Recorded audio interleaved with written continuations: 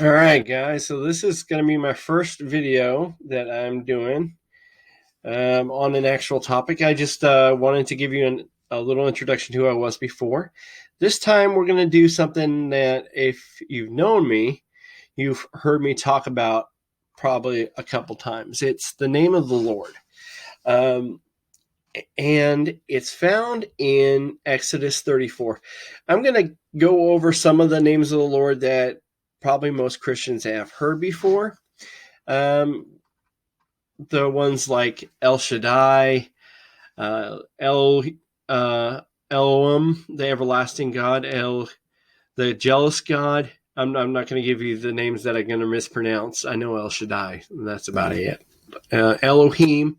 I just want to talk about all the different ones just in brief before I get into the name of the Lord from Exodus 34. We're going to look at Exodus 34 verses 1 through 9. But we're just give you a general overview of some of the commonly understood names of the Lord. A lot of people, when they say the name of the Lord, they say the name Elohim. But Elohim is a generic term for deity in the Bible. It's used of angels. It's used of Jews. Jesus, when he talks about, they call, why you say that it's bad that I call myself sons of God. The term sons of God is even used of Jews. And so if you are called sons of God, why is it wrong that I am called sons of God? So that term Elohim is the generic term that is referred to of deity. Um, El Shaddai is a particular word that I think is very important because it shows a double-sided aspect to God, which is also shown in Exodus 34. El Shaddai has to do with the providing, nourishing, and satisfying. Another thing I'm going to touch on just real quick is the name Yahweh. The Yah in Yahweh is sometimes depicted in Hebrew, ancient Hebrew, as a cow, a nourishing cow. And it shows a picture of provision. God as a provider is the source of nourishment. El Shaddai also comes from the idea of receiving nourishment from a woman. So the picture is also of nourishment. It's also related to the Hebrew word shaddad, which means to overpower or destroy. So it shows that double aspect. We got the nourishment, the sustenance, and the protector, who's also powerful. So he's almighty, the Lord God Almighty. He is also all powerful and all sustaining. That's one that a lot of people have talked on before. I'm sure if you've gone to church all your life, you probably heard a sermon on El Shaddai. The everlasting God is used 439 times in the Bible, and the jealous God is used 6 times in the Bible. All the other names of God that you've heard spoke on in church are things that are only found once or twice in the Bible. So these really aren't the name of God. These are descriptors of God. These are the author telling you a little bit about God. These are not God describing himself. And that's why I'm attracted to Exodus 34, is because in Exodus 34, it's God describing himself.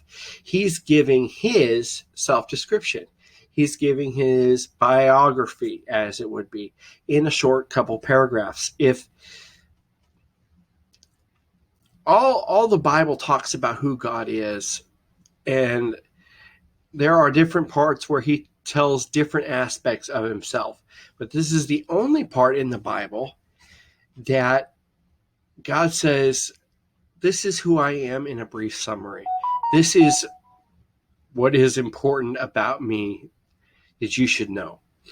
And so I want to read Exodus 34 real quick. starting in verse 1 and going down to the passage that just give you a little bit of context so you understand where it comes from. And the Lord said to Moses, cut 2 tablets of stone like the first ones, and I will write on these tablets the words that were written on the first tablets which you broke, because they were worshiping idols, right? Okay, so that's the tablets that were broke.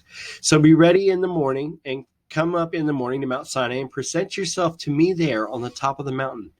And no man shall come up with you, and let no man be seen throughout all the mountains. Let neither the flocks nor herds feed on that mountain, because God himself is coming down. This is very important.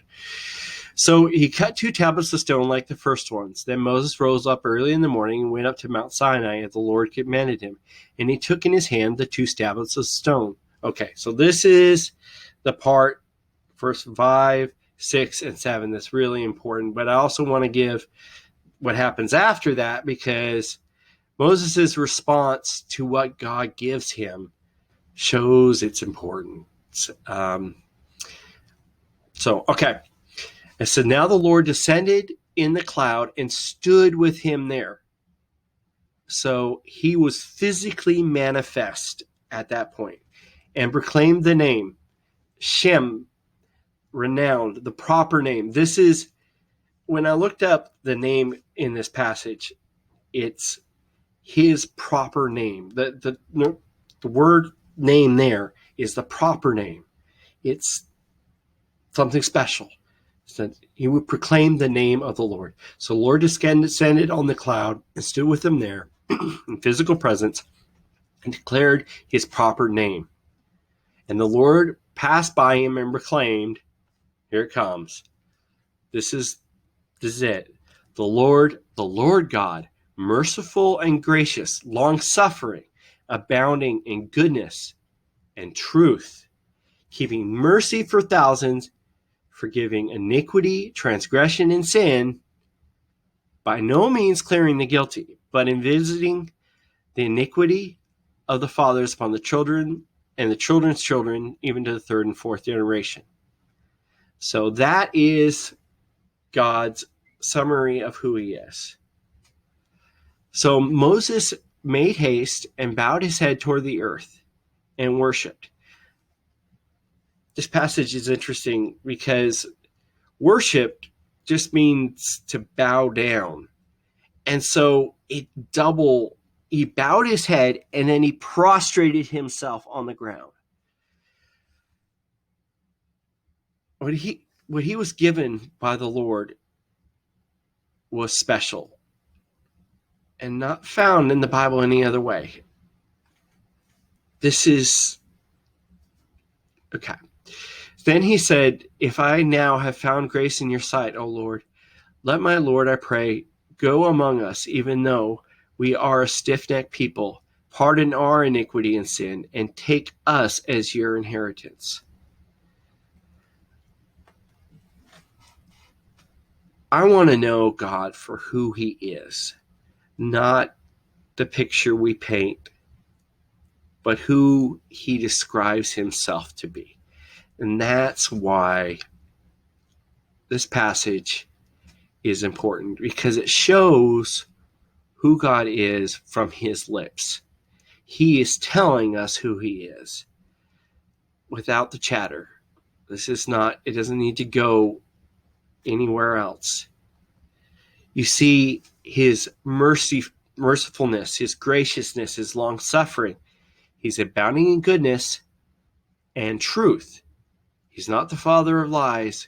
He's the father of truth. He keeps mercy for thousands. He forgives iniquity, transgression, and sin. Those are actually separate categories. Iniquity, transgression, and sin.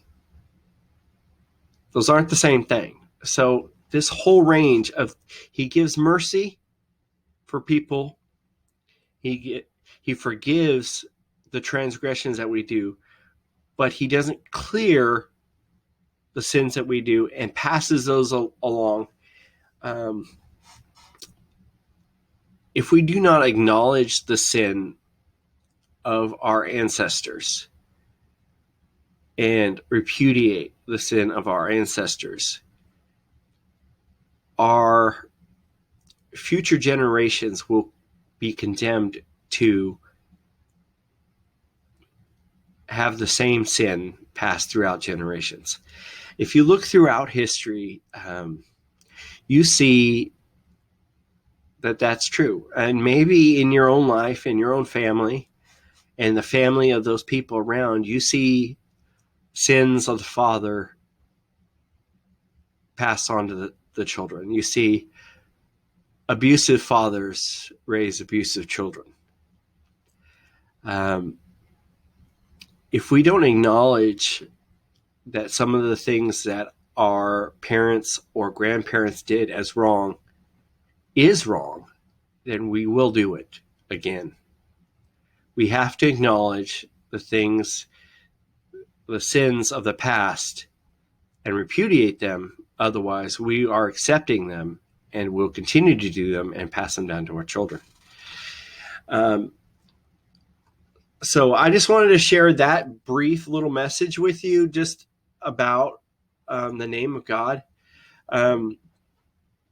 because I think it's very important. And it cuts through the noise. And if you watch the first video, then you know cutting through the noise and seeing who God is kind of important to me. So I hope this is beneficial to you. I'm putting this up now. Probably I don't know when I'll keep doing these, but I wanted to do this one because I wanted to. This is kind of the reason why I did this, was this passage, and then all these little nuggets to go with it. The other little things, let me give you some of the examples of things I'm going to talk about. So I wrote a list. Okay. So some of the subjects I want to talk about, and not too many of these are reviews of posts that I did, but some of them are, just a couple of them.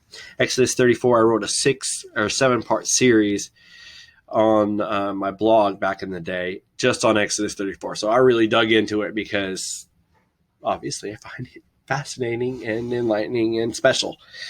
The Beatitudes and Psalms, predestination versus choice. Do we have choice if we have predestination? I think you'll find my outlook on that is a touch unique. And you'll find it fascinating. I hope so. The Beatitudes and Psalms, something called Job's sin, something in Job that I find that is pretty much overlooked. It has to do with Elihu and God's reaction to Elihu's statement and what Elihu's statement says. And if you don't know who that is, tune in and we'll take a look. So some of these are some of the things that I'm going to be talking about.